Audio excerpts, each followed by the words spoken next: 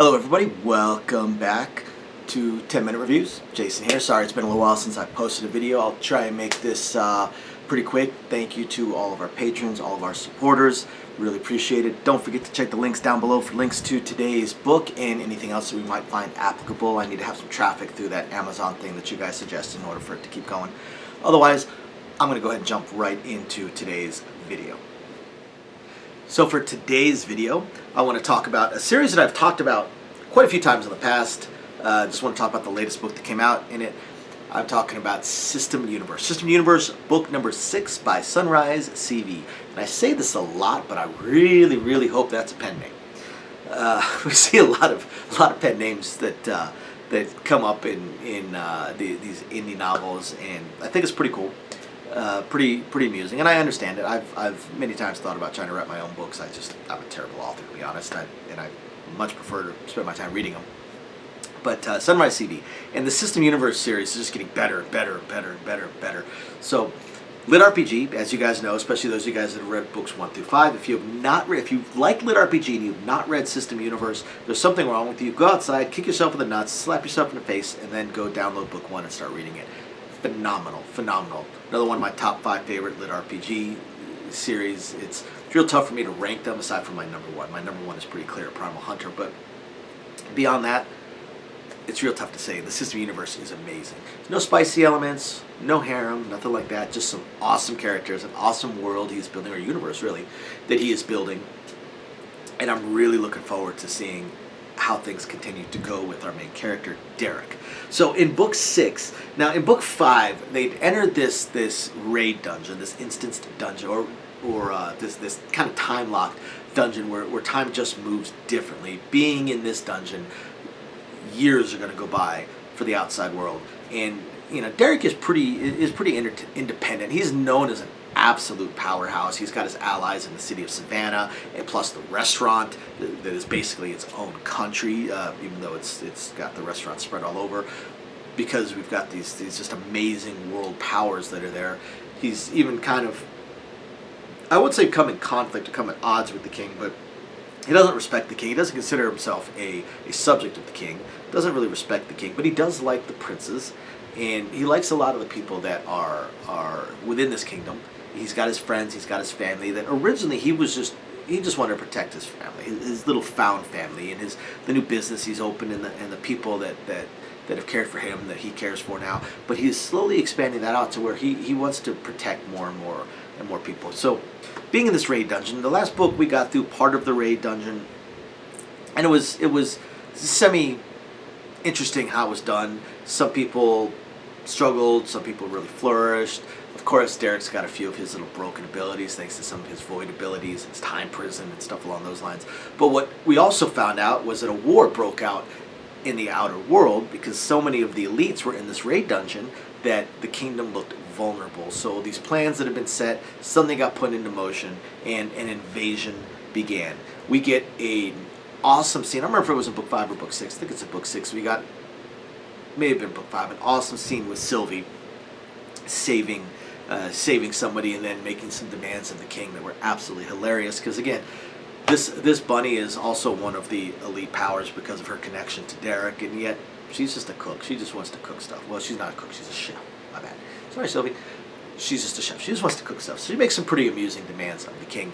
But then with her traveling to Derek inside the raid dungeon, information gets out about this war going on. So the leader of the raid party turns over leadership to Derek and exits the dungeon to go help the family.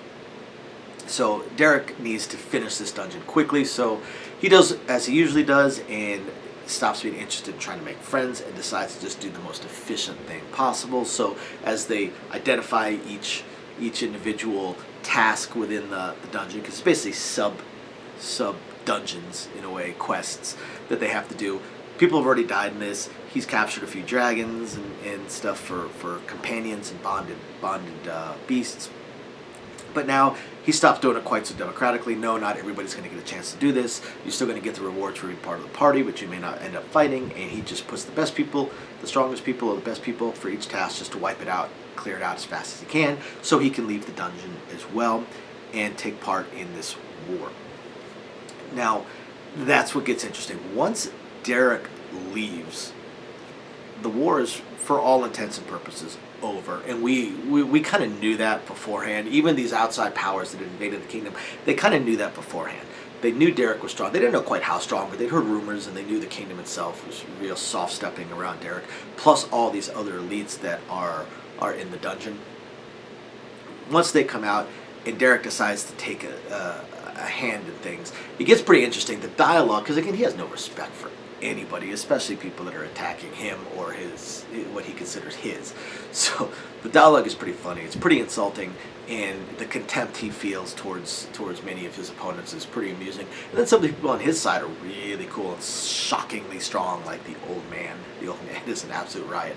But between Derek, Sylvie, a certain restaurant owner, a certain prince or two, and their bonded beasts, the war, it's interesting. It goes a couple more chapters, but it's basically one major battle, one show off exactly how strong we are, and that's it.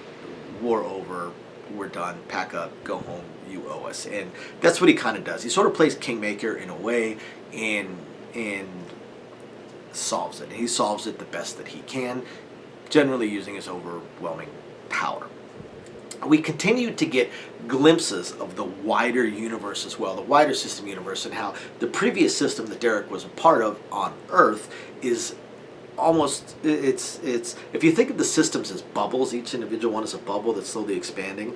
The Earth one has now set up this like tendril that's just trying to go towards the system that Derek is under at the moment. So we almost have a system war that looks like it's getting ready to break loose. Plus we have system administrators.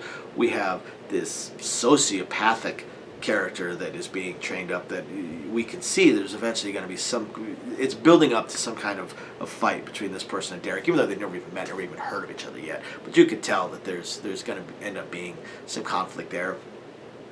Plus these systems eventually fighting themselves. And I kind of wonder how things are going to go when they reconnect, because part of what makes Derek so powerful, as we learned in the first book, was he had all these stats he gained in the first system. But then went to the second system, all his abilities and all that, it was a different system, basically wiped the slate clean, but they couldn't wipe his stats away. So he went back to being a level 1 with stats of someone that was significantly higher, and that's what makes him so overpowered. It's not necessarily his abilities, although the void abilities are really cool, but it's the fact that his stats started out stupid high compared to everybody else. I mean, he basically started out, if level 250 is the cap, although we're starting to learn that may not actually be the cap, at least for your abilities. Just like the hard cap of 1500 on your stats may not be the actual cap on your stats. But if, level 250 is the max, basically you got to look at Derek as somebody that started out level 1 with the stats of somebody that was, say, level 100. So he basically had like 100 free levels worth of stats. So as he leveled up, he just remained with that big gap between him and everybody else. That's what makes him so overpowered. And being so overpowered, sometimes the battles aren't quite all that interesting. I'm developing much more of a liking for reading the scenes of the other characters that are also borderline overpowered.